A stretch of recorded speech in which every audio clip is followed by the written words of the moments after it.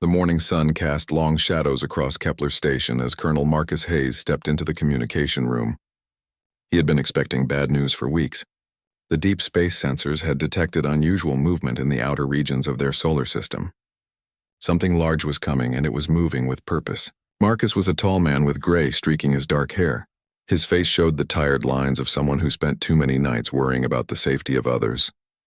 He had spent 30 years in the military service, and his instincts had never failed him. Today, those instincts screamed that everything was about to change. Lieutenant Patricia Wong was already at her station when Marcus arrived. She was young for her rank, only 32 years old, but her mind worked faster than most people could speak.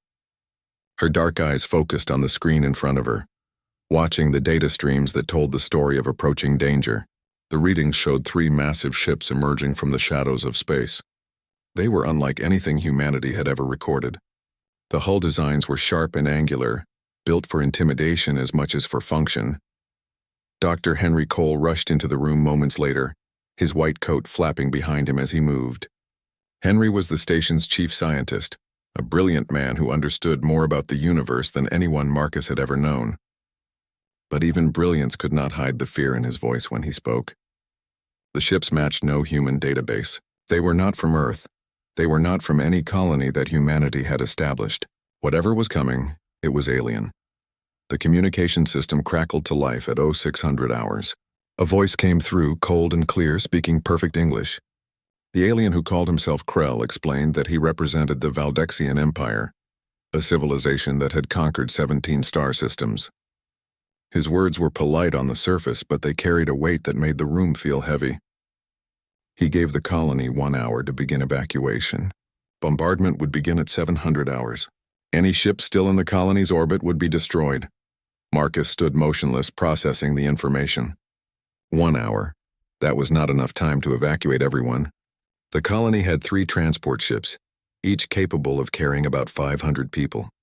That meant they could save roughly 1,500 souls. The colony had nearly 4,000 people living and working there. Marcus made a decision that would echo through history. He activated the emergency broadcast system and told everyone that evacuation would begin immediately. But he also gave orders that sounded strange to those who heard them. He told the workers, the miners, the engineers, and the support staff that they would be taking positions to defend the colony.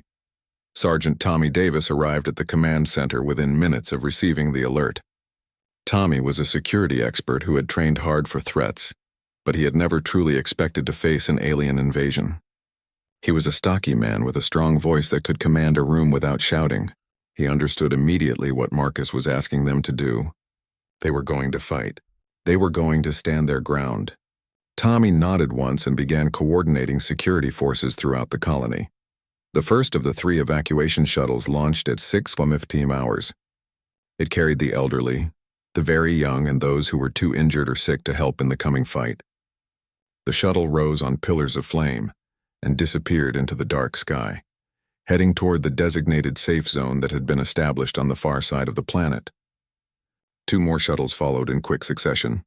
Marcus watched from the observation deck as the 3rd and final shuttle broke free of the colony's gravity well. 2,500 people remained behind. The atmosphere inside Kepler Station changed completely in those few minutes.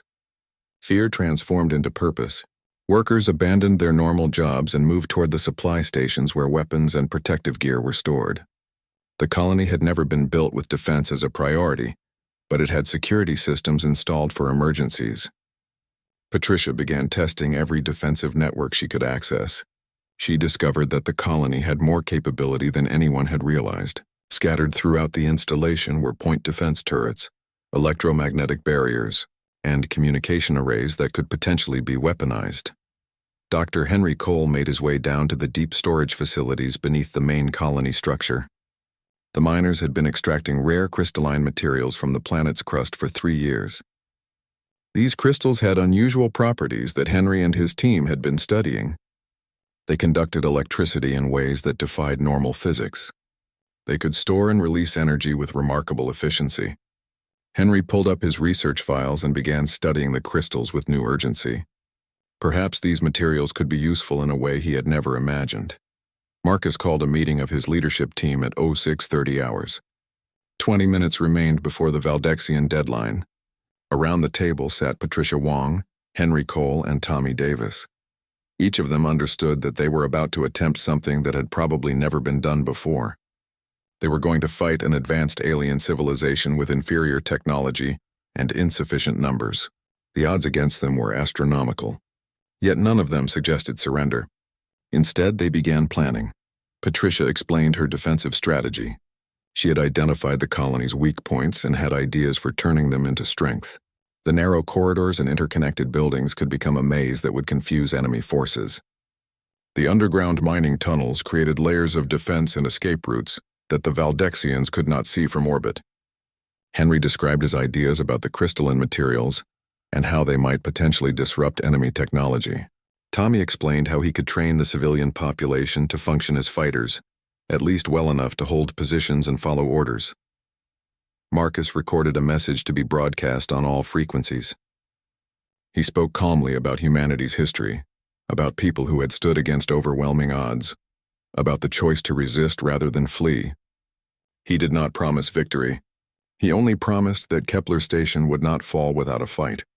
The message was sent outward into space where it would be received by Earth Command and by every human colony that could hear it. The clock reached 0700 hours.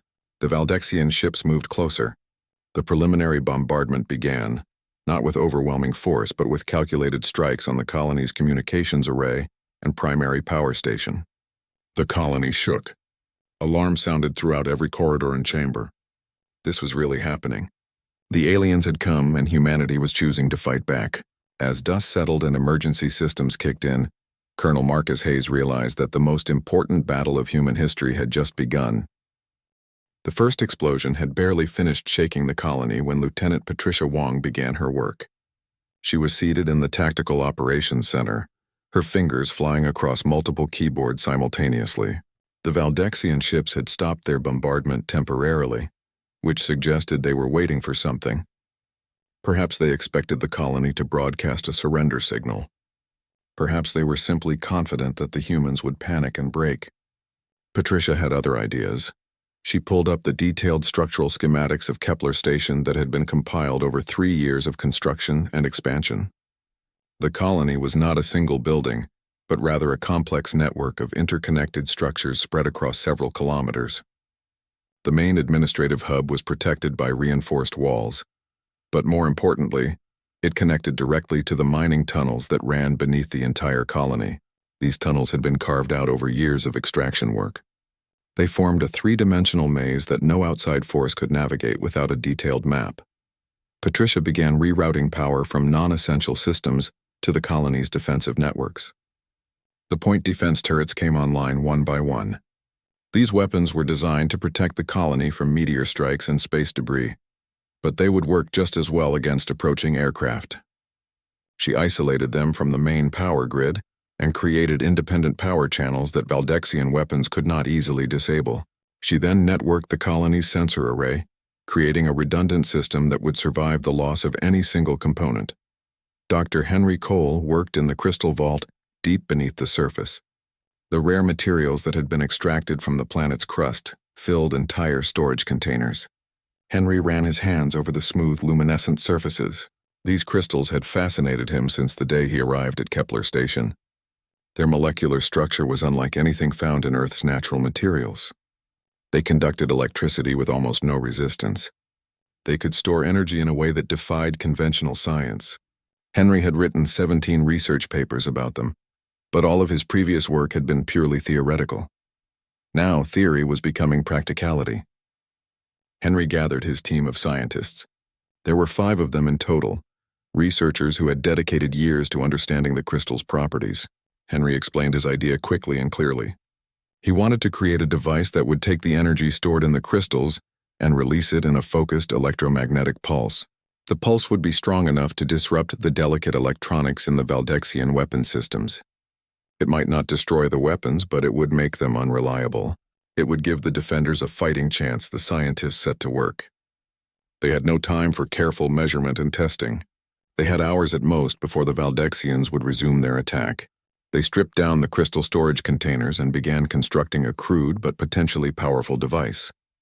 It was held together with welding equipment and duct tape. It looked more like a science experiment than a weapon, but as they tested it in an isolated chamber, something remarkable happened. The electromagnetic pulse they generated was strong enough to knock out every electronic device within a 50-meter radius. It was unstable and unpredictable, but it worked. Sergeant Tommy Davis moved through the colony organizing its people. He gathered the miners, the engineers, the support staff, and the families who had made Kepler Station their home. Most of them had never held a weapon. Most of them had never been trained in combat.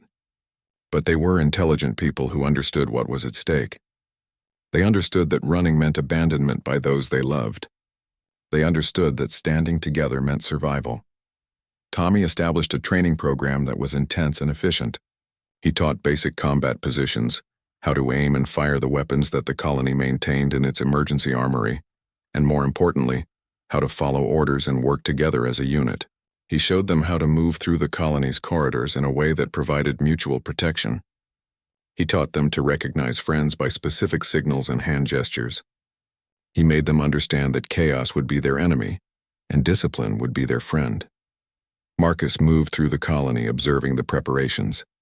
He watched Patricia work at her station, her mind processing tactical information at incredible speed. He watched Henry and his team assembling their strange electromagnetic device. He watched Tommy transform ordinary people into something resembling soldiers. Marcus realized that what he was witnessing was not just preparation for battle. It was the birth of something larger. It was the moment when humanity transformed from a civilization that ran from threats into a civilization that stood and fought. The colony's broadcast antenna had been damaged by the initial bombardment, but technicians managed to repair enough of it to send a message outward. The message was not a plea for mercy or a statement of surrender. It was a recording of Colonel Marcus Hayes speaking calmly to whoever could hear him. He explained that Kepler Station would not evacuate further. He explained that the people who remained had chosen to stand their ground. He explained that they would defend what they had built, and they would not run. The message reached the nearest human settlement 3 days away by conventional transmitter. From there, it was relayed to Earth through a chain of colony stations. Within hours, every human in space knew what was happening at Kepler Station. They knew that a human colony was choosing to fight an alien invasion force. The knowledge spread through the established colonies like wildfire. Some people called Marcus and his defenders fools. Others called them heroes. But everyone paid attention. The Valdexian commander Krell received reports of this message. His advisors seemed confused by the human response. In all of Krell's military experience, conquered species either surrendered immediately or fled desperately. They did not stand and fight. They did not broadcast defiant messages. The humans were behaving in a way that Valdexian military doctrine had never anticipated. Krell realized that he was not simply fighting a colony. He was fighting an idea. He was fighting the concept that resistance was possible. He ordered his forces to prepare for a ground assault. The preliminary bombardment had been merely a demonstration. Now the real invasion would begin. The tension in Kepler Station reached a peak as night fell. Everyone understood that the next attack would be more intense than anything they had endured so far. They had done all they could to prepare. Now they would learn if their preparations were enough. In the command center, Marcus stood beside Patricia Wong and watched the screens showing the Valdexian fleet moving into attack position. The moment of truth was approaching. Tomorrow would tell if humanity could stand against the stars. The assault began at dawn. Valdexian dropships descended through the colony's atmosphere like metallic birds of prey. They moved with controlled precision, following a tactical pattern that had worked perfectly for the Empire for nearly 100 years. The colony's point defense turrets lit up the sky with energy weapon fire. Patricia had calculated their trajectories perfectly. The first wave of Valdexian fighters was met with concentrated fire that they were not expecting. 2 dropships exploded in brilliant flashes of light. 2 more were damaged and forced to change their landing vectors. The remaining ships managed to reach the colony's surface and deployed troops. The Valdexian soldiers were impressive specimens of biological engineering. They stood nearly 7 feet tall, their bodies protected by advanced armor that could withstand conventional weapons. Their weapons fired beams of concentrated energy that could cut through steel. Everything about them screamed superiority and dominance. but they had never fought in terrain like Kepler Station's colony structures. The humans had deliberately created narrow corridors and bottlenecks throughout the installation. As Valdexian soldiers pushed into the main administrative building, they found themselves moving through passages designed to limit their numbers. For all their technological advantage, the Valdexians could not bring overwhelming force to bear in spaces that were only wide enough for two soldiers to stand side by side. Sergeant Tommy Davis coordinated the human defense from a central position deep within the colony. He used a communication system that connected all of the human fighters through helmet-mounted radios. He guided fighters to positions where they could ambush the Valdexian soldiers. The human defenders did not have the advanced armor or energy weapons of the invaders, but they had years of familiarity with every corridor and chamber of their home. They knew which walls were thin and could be breached. They knew which ventilation shafts were large enough to move through. They used this knowledge like a weapon. The first major clash occurred in the mining sector. A unit of 20 Valdexian soldiers pushed deep into the tunnel system, confident that their superior firepower would overwhelm any opposition. They did not anticipate what waited for them. Tommy Davis had positioned 50 human fighters in the tunnel network. The humans could not face the Valdexians in open combat, but in a three-dimensional tunnel system where attackers could come from above, below, and from multiple directions simultaneously, the Valdexians found themselves outmaneuvered. The Valdexian soldiers fought with courage and skill, but they were cut off from retreat. When reinforcements tried to reach them, they found their path blocked by collapsed tunnel sections that the humans had prepared in advance.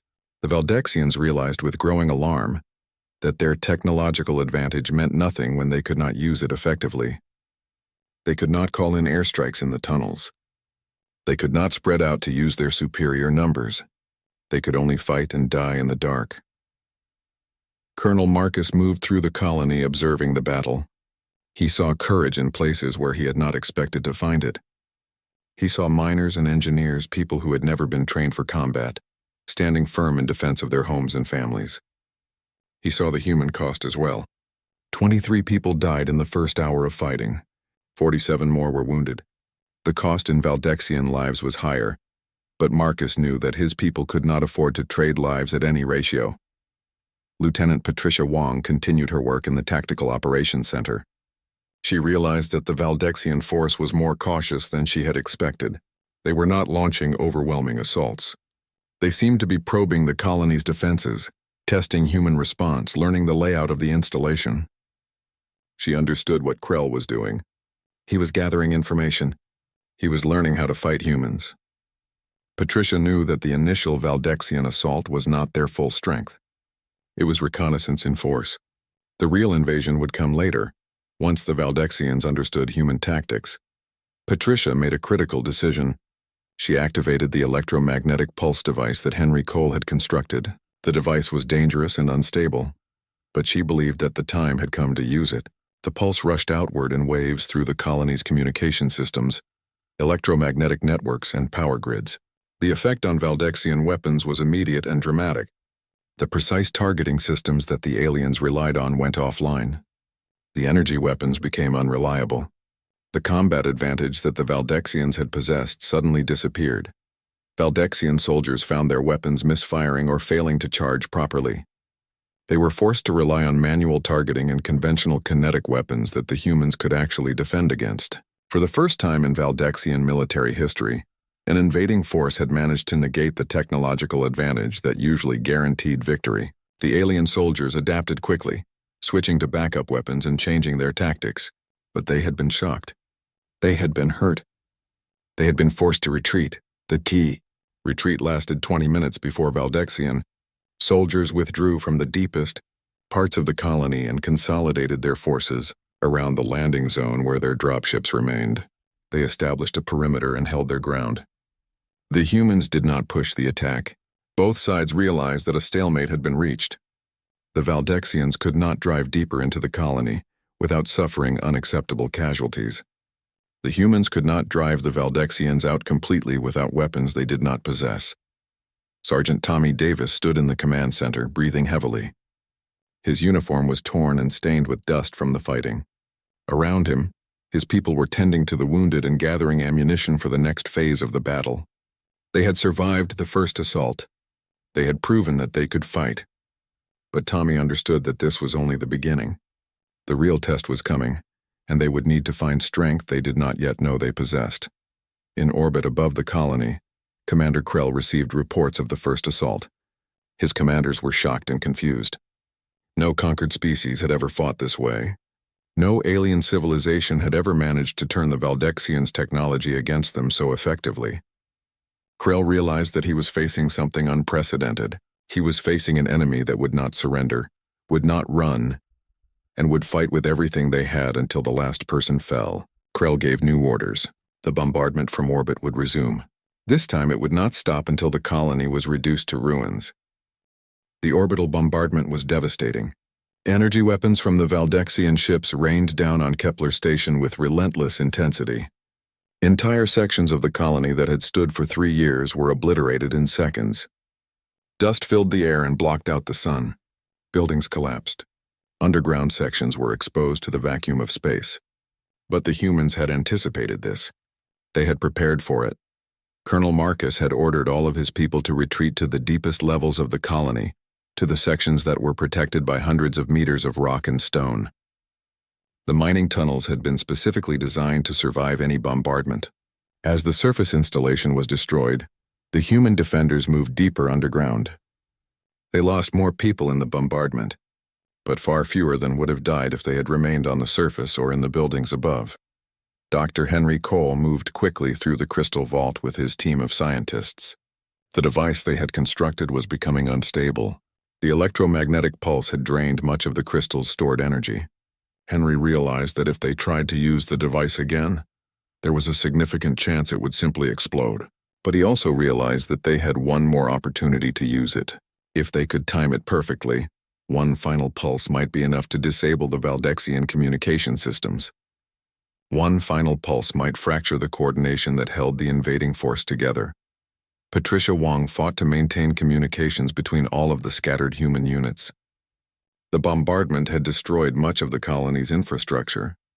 Her tactical operations center had been relocated to an underground bunker that was difficult to reach and nearly impossible to attack. From this position, she continued to coordinate the defense. She was exhausted, running on stimulant medications and pure determination. Her mind was sharp, but her body was beginning to fail her. She knew that if she stopped working, thousands of people would die. Sergeant Tommy Davis stood with his fighters in a tunnel system 200 meters below the surface. The tunnel walls were shaking from the bombardment above. Dust rained down from the ceiling. But the tunnel held. The rock and stone was too thick, too strong, too deep for the Valdexian weapons to penetrate. Tommy moved between his fighters, checking on them, encouraging them, reminding them why they were fighting. These people were not soldiers by training, but they were soldiers by choice. They had chosen to stay. They had chosen to fight. Tommy would not let that choice be meaningless. The bombardment lasted for 6 hours. When it finally stopped, the humans emerged from the tunnels to a landscape of destruction. The entire surface colony was gone. The buildings, the administrative hub, the landing pads, the storage facilities, all of it had been reduced to rubble and smoking ruins. The Valdexian soldiers on the ground had retreated to their landing site, which was now a fortified position in the center of the devastated colony. Colonel Marcus called his leadership team together in the underground bunker. Patricia, Henry, and Tommy gathered around the communication display. Marcus looked at each of them in turn. The situation was dire. The surface colony was destroyed. Their food supplies were being consumed rapidly. The electromagnetic pulse device could only be used once more before it became useless. They had perhaps 72 hours before they would be forced to either surrender or mount a desperate assault that they could not possibly win.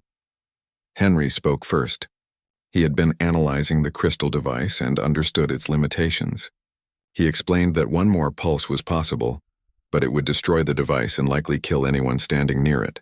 The pulse would be stronger than the first one, and it would affect a larger area. If they could trigger it at exactly the right moment, it could disable not just the weapons on the ground, but also the communication systems of the Valdexian ships in orbit. For a short time, perhaps 10 minutes, the Valdexian forces would be unable to coordinate with each other. Patricia immediately understood the implications.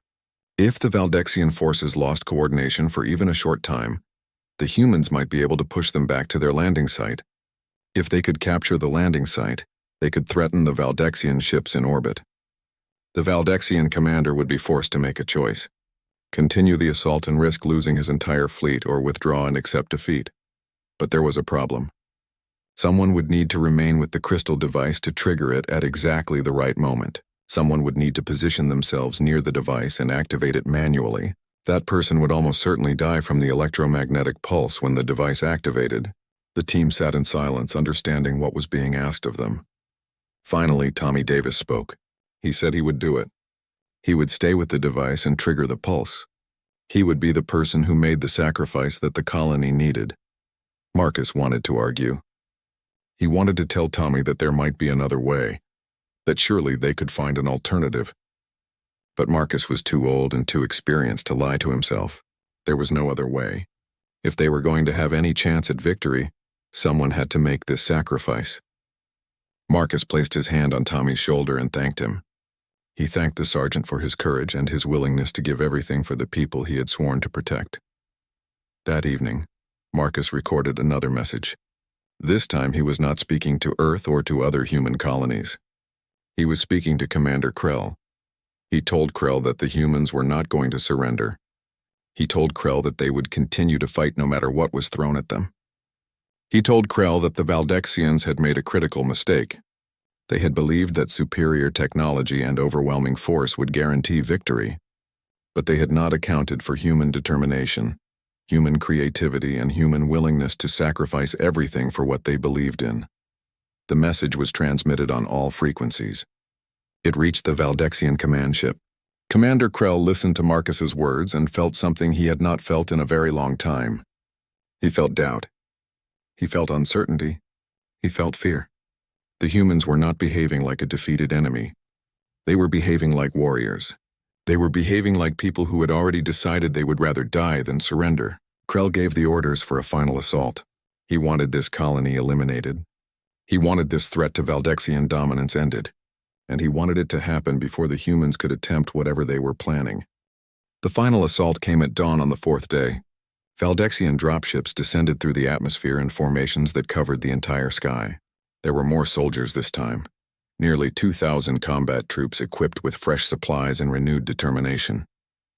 The Valdexian commander had decided that overwhelming force would succeed where surgical strikes had failed.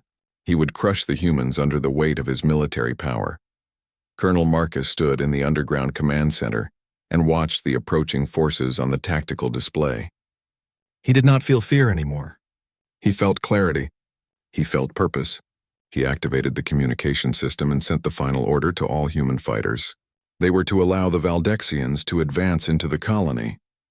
They were to pull back gradually, drawing the enemy deeper and deeper into the tunnel systems. They were to keep the Valdexians occupied and engaged until Patricia Wong gave the signal. Sergeant Tommy Davis made his way to the crystal vault for the last time. He moved alone through the tunnels, carrying the electronic trigger device that would activate the electromagnetic pulse. The device was small, no larger than a datapad, but it held the fate of the colony in its circuitry. Tommy reached the vault and positioned the trigger mechanism next to the crystal array. He tested it once to make sure it was functioning properly. The device responded with a green light indicating readiness. Tommy sent a message to Marcus. He said, "The trigger is set. I am ready. When you give the order, I will activate the pulse. I will not be able to leave. I want you to know that I understand this. I accept this. I do this willingly for the people of Kepler Station. I ask only that you remember us, that you tell the story of what we tried to do here, that you make sure this sacrifice is not forgotten." Marcus received the message and took a long moment to compose himself. He replied, "We will remember you, Tommy. You will be remembered as the person who gave everything to defend those you loved. Your sacrifice will not be forgotten. Not by me, not by anyone who survives this day." The Valdexian troops entered the colony at the main landing site where their dropships had touched down. They moved forward in tactical formations, advancing into the tunnel systems with cautious confidence. The human defenders fell back before them, exactly as Marcus had ordered. The Valdexians pursued. believing they were driving the enemy into a desperate retreat. They did not realize they were being led like predators into a trap. Patricia Wong watched the Valdexian force advance deeper and deeper into the tunnel network. Her computers tracked every soldier, every weapon system, every tactical unit. She waited for the perfect moment. The moment when the maximum number of Valdexian forces would be concentrated in the deep tunnels where the electromagnetic pulse would be most effective. She also waited for the confirmation that Tommy Davis was in position. The confirmation came through at 08:47 hours. Tommy sent a simple message. Ready, Patricia sent back. Trigger on my command. 3, 2, 1, now. Tommy Davis pressed the button on the trigger device. The crystal array began to vibrate. Energy coursed through the crystalline structure in waves of increasing intensity. The electromagnetic pulse erupted outward in a sphere of pure energy that raced through the tunnels at the speed of light. Every electronic device within range simply ceased to function. The Valdexian soldiers found themselves in sudden darkness and chaos. Their helmet lights went out. Their communication systems died. Their weapons lost power. Their armor's environmental systems failed. They were left in the pitch black of the tunnels with only their basic senses and their weapons that no longer functioned. The psychological impact was devastating. They had become blind and helpless. In an enemy territory they did not understand, the human defenders immediately switched to backup lights and switched to their communication systems that did not rely on electronic technology. They used hand signals and prearranged positions to coordinate their assault. In the darkness, the humans who knew every tunnel intimately suddenly held all the advantages. They attacked from positions the Valdexians could not defend. They moved through passages that the aliens could not navigate quickly, but there was a price. The electromagnetic pulse had killed Sergeant Tommy Davis. It had also killed dozens of human fighters who had been positioned too close to the crystal vault. The cost in human lives was high, but the cost to the Valdexian force was devastating. Hundreds of alien soldiers were killed or captured in the confused fighting that followed. The Valdexian command structure broke apart. Units lost contact with their commanders. The cohesive military force that had landed on the colony deteriorated into scattered groups of confused soldiers fighting in the dark. The remaining Valdexian soldiers who managed to fight their way back to their dropships did so in chaotic retreat. They had been trained for combat against enemy that used conventional tactics. They had not been trained to fight in conditions where their superior technology was useless. They had not been trained to accept defeat. But defeat is what they had suffered. The dropships lifted off from Kepler Station and climbed toward the Valdexian command ship in orbit. The human defenders did not pursue them. They were too exhausted. They were too depleted. They had lost nearly 500 people in the final battle. But they were alive. The colony still stood. The invaders were being forced to retreat. Colonel Marcus moved through the tunnels, finding the bodies of the fallen. He found Tommy Davis among the dead, positioned exactly where he had said he would be, his hand still resting on the trigger device. Marcus knelt beside his friend and said a quiet prayer. He understood that Tommy had made the ultimate sacrifice, that Tommy had given everything so that others could live. Marcus promised that the sacrifice would be remembered. In orbit above the colony, Commander Krell received reports of the defeat. His military force had been routed by an enemy with inferior technology and inferior numbers. His commanders were stunned and devastated. They had never experienced anything like this in their long military history. Krell sent a message to his superiors in the Valdexian Empire explaining what had happened. Then he gave the order. The fleet would withdraw. Kepler Station would be left alone. The humans had won. The Valdexian fleet remained in orbit for exactly 6 hours after the final assault ended. During this time, humans gathered on the surface of the devastated colony, watching the sky to see what would happen next. No one dared to believe that the aliens were actually leaving. The fear was too recent, too raw, too real. The possibility that the bombardment would suddenly resume, that the assault would begin again, made every moment feel temporary. But then the Valdexian ships began to move. They rose higher into the atmosphere, moving away from the planet. They formed up into their original formation, a triangular arrangement that appeared almost ceremonial in its precision. The humans watched in stunned silence as the enemy withdrew. No transmission came from the Valdexian commander. No message of surrender or negotiation. Just the simple fact that the aliens were leaving. Colonel Marcus stood on the highest point of what remained of Kepler Station. The main administrative building was completely destroyed. Vast sections of the colony lay in ruins, but he could see people moving among the destruction, beginning the long work of recovery and reconstruction. He could see the first shuttles returning from the safe zone, bringing back the evacuees who had fled days before. The colony was damaged but not defeated. It was broken but not destroyed. Patricia Wong emerged from the underground command center, carrying a data storage device that contained all of her tactical recordings. She had documented everything that had happened during the 4-day siege. Every decision, every movement, every moment of the battle had been recorded. These records would be valuable to military planners throughout human space. They would show how a technologically inferior force could defeat a superior enemy through courage and tactical ingenuity. Patricia knew that her recordings would be studied for generations. Dr. Henry Cole stood in the remains of the crystal vault and looked at the charred remnants of the device that had saved the colony. The crystalline materials had been destroyed in the electromagnetic pulse. The research that he and his team had conducted would need to be redone. But that was fine with Henry. There would be time for research now. There would be time for rebuilding and reconstruction. There would be time because the colony had survived. The human defenders began to emerge from the tunnels, blinking in the harsh sunlight of the post-battle world. They were dirty and exhausted and emotionally drained.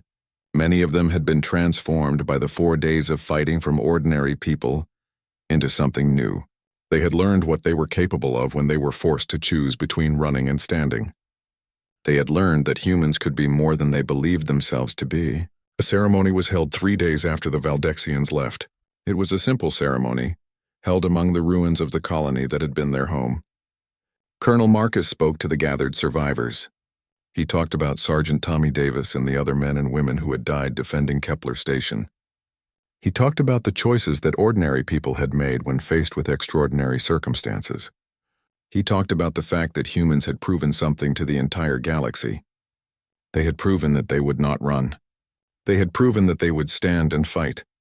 They had proven that they could overcome. The message that had been transmitted from Kepler Station before the Valdexians arrived traveled outward through human space at the speed of light. It reached Earth Command 3 weeks later. It reached every human colony in the established network within a month. The story spread faster than any message could travel. Within 6 months, every human civilization from the inner planets to the outer colonies knew what had happened at Kepler Station. They knew that a colony of humans had faced an alien invasion and forced the invaders to withdraw. But more importantly, the story spread beyond human space. Other alien civilizations that had been conquered by the Valdexian Empire heard about what had happened. 17 worlds of subjugated peoples learned that resistance was possible. They learned that the seemingly invincible Valdexian military force could be defeated. Within a year, uprisings had begun on conquered worlds. The information that had come from Kepler Station became a spark that ignited revolutions across the galaxy. Commander Krell returned to Valdexian space and was immediately summoned to appear before the High Council of the Empire. He brought with him all of the military records from the Kepler Station invasion. He explained in detail how his forces had been defeated. The council was stunned and outraged. An entire colony of technologically primitive aliens had stopped the Valdexian military machine. The dominance that the Empire had maintained for generations was suddenly in question. The High Council ordered a complete review of Valdexian military strategy and tactics. They wanted to understand how they had been defeated and what could be done to prevent similar defeats in the future. But the truth was that the defeat at Kepler Station had revealed something fundamental about Valdexian military doctrine. It had been built on the assumption that superior technology and overwhelming force would always win. It had never anticipated an enemy that simply refused to be defeated. Colonel Marcus received a communication from Earth Command 3 months after the battle ended. He was being promoted to general and would be taking a position overseeing the development of new defensive strategies for human colonies. He was also being asked to mentor younger officers in the tactics and decision-making that had saved Kepler Station.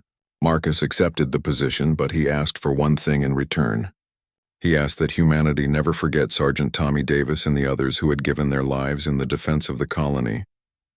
The colony of Kepler Station was rebuilt over the following year, but it was rebuilt differently than it had been before.